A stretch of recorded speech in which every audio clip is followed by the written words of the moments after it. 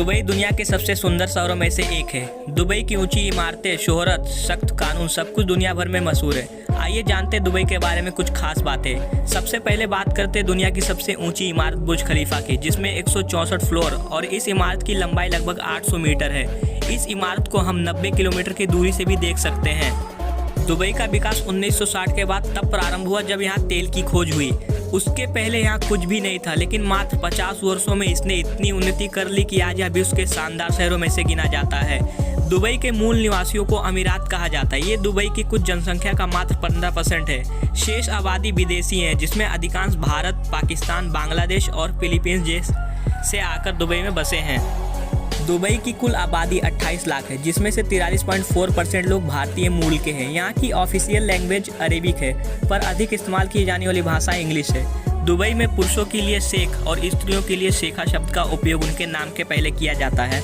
Dubai में महिलाओं की तुलना में पुरुषों की संख्या अधिक है। इस शहर में घर में शराब रखने के लिए लाइसेंस लेना जरूरी होता है। लाइसेंस के बिना घर में शराब पीने की इजाज़त नहीं है। इस शहर में 0% क्राइम है, तभी इसे दुनिया का सबसे सुरक्षित देश माना जाता है। यहाँ पुलिस के पास लैम्बोर्गिनी, फरारी जैसे कारें होती हैं। इस शहर में दुनिया का सबसे बड़ा शॉपिंग सेंटर है, जहाँ 1200 से भी ज़्यादा स्टोर है। इस शहर में कुछ ऐसे ATM हैं जो सोने के सिक्के निकालते हैं। पेट्स के तौर पर यहाँ के लोग कुत्ता, बिल्ली नहीं, शेर, चीता पालना पसंद करते हैं। दुबई एक गर्म देश है, इसलिए यहाँ इमारतों में नहीं बल्कि बस स्टैंड पर भी AC लगा होता है। इस शहर में बाकी देशों की तरह एड्रेस सिस्टम नहीं है। किसी का एड्रेस पर जाना होता है तो वहाँ के आसपास के मकान, होटल्स, अन्य प्लेस की जानकारी होनी चाहिए। दुबई में सोने का व्यापार बहुत ज़्यादा है, इसलिए यहाँ के लोग सोने को बहुत ज़्यादा शौकीन हैं। शुक्रवार को जुम्मे की नमाज होने के कारण वर्ष 2006 से दुबई में वीकेंड, शनिवार और रविवार के स्थान पर शुक्रवार और शनिवार कर दिया गया। विश्व की 24% क्रेन दुबई में स्थित है। ऐसा यहाँ बढ़ते रियल इस्टेट के कारोबार के कारण है। लोगों को ये गलतफहमी है कि दुबई की अर्थव्यवस्था में सबसे बड़ा हिस्सा तेल का होगा, लेकिन ऐसा नहीं है। यहाँ की अर्थव्यवस्था में तेल का योगदान मात्र 6% है। यहाँ राजस्व का मुख्य स्रोत टूरिज्म, बिजनेस और रियल इस्टेट है। दुबई में गाड़ी चलाते समय हॉर्न बजाना आगे चल रहे वाहन चालक को अपशब्द के समान लगता है, इसलिए यहाँ सामान्यतः लोग गाड़ी का हॉर्न नहीं बजाते। सभी इतने व्यवस्थित रूप से गाड़ी चलाते हैं कि हॉर्न बजाने की आवश्यकता ही नहीं पड़ती।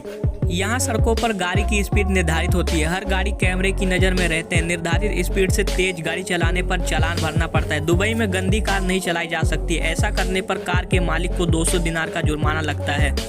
दुबई में खुले में कार धोना भी वर्जित है। Car special car washing centre में ही धुलाई की जा सकती है। दुबई में लोकप्रिय खेल फुटबॉल और क्रिकेट है।